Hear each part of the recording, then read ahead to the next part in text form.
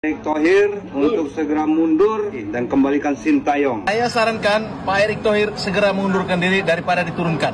Pak Erick Thohir untuk memanggil kembali STY demi menyelamatkan timnas sepak bola Indonesia, Pak. Lah ini kocak ini sumpah. Sekelas pelatih aja nggak percaya, apalagi pemain. Harusnya tuh pelatih percaya dan optimis, lalu mengasih ya kan motivasi atau semangat ke pemain-pemainnya. Lah ini pelatih aja pesimis, gak optimis. Gimana memberikan semangat ke pemain-pemainnya? Ternyata Patrick Kluivert itu pernah ketemu Bahrain lalu diobok-obok. Jadi selama pertandingan tuh dia cuman menang 2 kali aja sama Bahrain. Kalahnya 4 kali. Makanya dia punya track record buruk kalau ketemu Bahrain. Nah, harusnya tuh pelatih seperti ini. Masalah hasil akhir dipikir nanti. Yang penting memberi semangat dan optimis dulu ke pemain. Sekarang ada 1 kiper dari Serie A dan 2 pemain lainnya dari Liga Belanda. Sehingga ini seperti menghadapi Belanda. Tapi kami siap dan akan menunjukkan kemampuan kami dan tidak gentar. Nah, pelatih itu harusnya seperti ini, bukan malah pesimis seperti ini. Gimana nih menurut kalian? Tinggalkan di kolom komentar ya. Apakah seperti ini cocok sebagai pelatih nih? Sampai sekarang kalau kita buka situs judulnya, masih ada foto dia itu. Yang jadi pelatih kepala timnasmu itu. Kalau kalian buka situs judulnya, masih ada foto dia. Artinya dia masih dikontrak sama situs juda itu. Ya kena azab kita sama Tuhan, biar tahu kalian. Itu di luar dari prediksiku ya, kalau kita bicara soal agama dan soal moral. Ya, cuman masalah gini, yang memutuskan STY itu berhenti siapa? Yang memutuskan STY berhenti itu Exco, Bang. Dan itu divalidasi oleh ketua umumnya. Makanya aku bilang, ketua umum harus mundur, wakilnya mundur. Kecuali wakil 2, Bu Ratu Tisha, karena dia tidak terlibat. Sekjen mundur, Exco yang 12 mundur. 51, kok makan itu.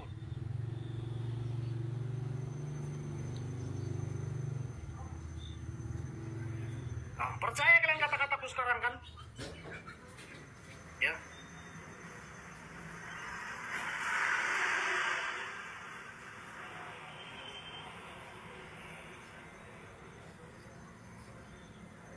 Ferry Paulus mundur. Kalau Ferry Paulus itu kan urusan PT LIB, Bang, nggak ada kaitan. Yang di PSSI harus mundur. PSSI harus mundur. Ya. Si Patrick itu cuma sekelas Bima Sakti, biar kalian tahu ya.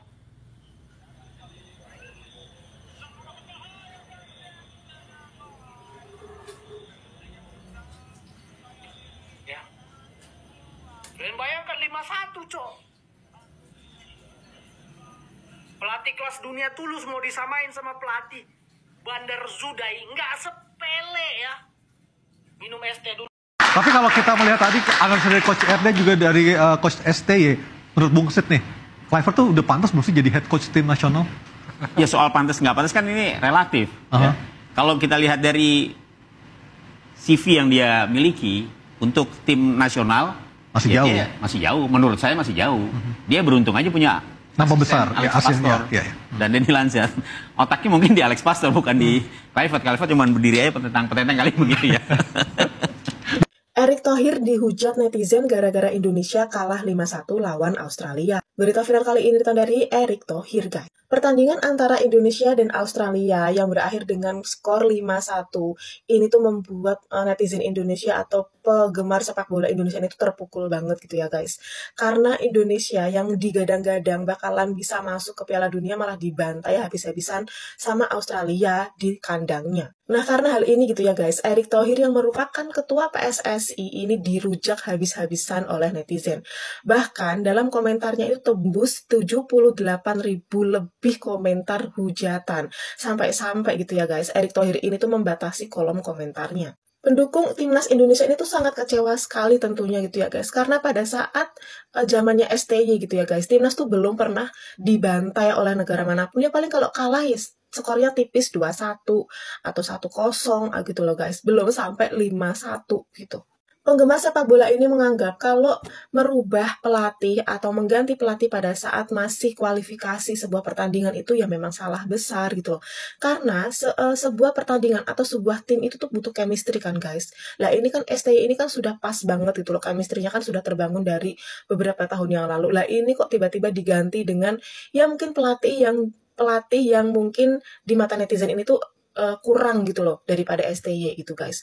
Dan chemistry-nya pun ya belum terbentuk gitu kan. Aduh gimana nih guys menurut kamu? Emang sih ya lemes gitu loh. Pas udah ditunggu-tunggu selama 3 bulan atau sampai kurang lebih 4 bulan gitu ya guys ya. Kita menunggu pertandingan gitu dengan harapan ya bisa lah melawan Australia itu imbang gitu. Walaupun di kandangnya Australia malah tadi belum aja selesai babak kedua, masih babak ke-1 gitu loh, dan masih menit-menit awal aja udah kebobolan 2 gol. Gimana nggak nafsu makan gitu loh, padahal itu waktu-waktu berbuka rasanya udah, aduh, teh manis jadi teh hambar gitu-gitulah pokoknya. Nah, gimana guys menurut kamu? Lanjut di kolom komentar ya. Jangan lupa follow, komen, dan share karena aku bakal upload setiap hari terbaru khusus kamu. Thank you and see you next video. Bye. Timnas Indonesia bahwa hari ini kita telah dipecundangi oleh Australia. Tentunya ini kesalahan besar dari manajemen PSSI kita yang kurang beres. Saya sarankan Pak Erick Thohir segera mengundurkan diri daripada diturunkan. Ganti Towel jadi ketua PSSI. Jadi kita lihat kartel Indonesia. Oke? Yes. Ayo, Me. Yes. Mantap. Yes. Ini dipikir-pikir si Patrick Kluivert tuh kayak kambing hitam anjing. Pertama diumumin nih, langsung banyak yang nge-hate, banyak yang hujat, banyak yang nggak setuju. Terus Alex Pastor diumumin, banyak yang muja-muja dia. Katanya si Alex Pastor itu otak-otakannya, taktiknya itu yang ngatur dia. Si Patrick Kluivert cuma jadi boneka ini itunya lah, yang tampil di depan pokoknya. Nah tadi giliran kalah, yang diserangnya cuma si Patrick Kluivert. Patrick out ide itu. Terus nanti kayaknya nih, kalau Indonesia menang yang dipuji itu si Alex Pastor. Racikan taktiknya ini itu. Ini kayaknya si Patrick Kluivert diangkat jadi pelatih cuma jadi buat kambing hitam. Brutal ini taktik debut Patrick Kluivert di Timnas Indonesia. Oleh Romani tampil gemilang. Ini pattern build up Timnas Indonesia saat salah seorang pemain akan drop, memancing pemain Australia untuk naik sehingga memunculkan space. Itu direpetisi. Marcelino drop, kemudian memunculkan ruang di sisi Geria dimanfaatkan oleh Romani. Dan pada fase taking di zona tertentu Timnas Indonesia kalah orang. Nah ini situasinya 3 versus 2. Yuk kita bedah. Australia di atas kertas gunakan pola 1-3-4-3, sedangkan Indonesia gunakan pola 1-3-4-1-2 atau penyebutan bisa menjadi 1-3-5-2. Pada fase taking yang dilakukan Timnas Indonesia, Tom Hai dan Nathan Choon akan ditandai masing-masing oleh Irvine dan O'Neal. Pun 3 pemain belakang Timnas Hilgers, Itjes, dan Verdong perlahan-lahan akan ditekan oleh pemain Australia sehingga struktur build up 3+2 yang dimiliki oleh Timnas Indonesia terganggu ini dalam sisi memprogresikan bola. Nah, salah satu template yang sering dilakukan Timnas Indonesia lewat oleh Romani yang drop ke samping. Nah tujuannya sederhana kawan-kawan, ketika Tom Hai dan Nathan Choon terjepit maka oleh Romani memunculkan yang namanya opsi passing. Nah ketika oleh Romani drop memancing pemain Australia, Geria untuk menekan oleh Romani sehingga memunculkan ruang di sini dan itulah dimanfaatkan beberapa kali. Salah satunya dimanfaatkan oleh Rafael Strike Verdong ke posisi Romani, terangkat dapat space muncul di sini. Ini di atas lapangan kita harus tahu struktur penyerangan Timnas Indonesia yaitu shape-nya 3-2-5. Di belakang ada Hilgers, Itjes, Verdong. 2 pemain tengah Tom Hai, Nathan Choon. Kemudian wingback kanan ada Dix, wingback kiri ada Dan James. Nah Marcelino Ferdinand positioningnya di belakang Rafael Strike dan oleh Romani. Saat tanpa bola struktur yang dimainkan Australia 5-4-1 sangat amat terjepit di sektor tengah. Tom Hai dan Nathan coba diisolasi. Akhirnya Timnas Indonesia bermain lewat pinggir ke posisi Kevin Dix. Build up kembali dilakukan Timnas Indonesia. Di sini Australia melakukan yang namanya immediately press. Perlahan-lahan mereka melakukan gerakan untuk naik dan mengganggu pemain Indonesia. Fokus dari Velupeli yaitu ke Hilgers, target ke Itjes yang masuk ke tengah membantu Tom Hai dan Nathan Choon. Boyle ke posisi Verdong. Nah, sektor tengah Timnas Indonesia secara spesifik lihat Tom Hai, Nathan Choon siap-siap defensive awareness dari Irvine ataupun O'Neal membuat Timnas Indonesia ujungnya melakukan permainan long pass. JHS lihat masuk ke sektor tengah yang tidak memiliki kontribusi besar karena Boyle, Tagat, dan Velu kawan-kawan defensive awareness-nya sangat amat kuat. Akhirnya Indonesia pun main dari samping lagi, Hilgers ke Kevin Dix untuk merenggangkan tadi nih.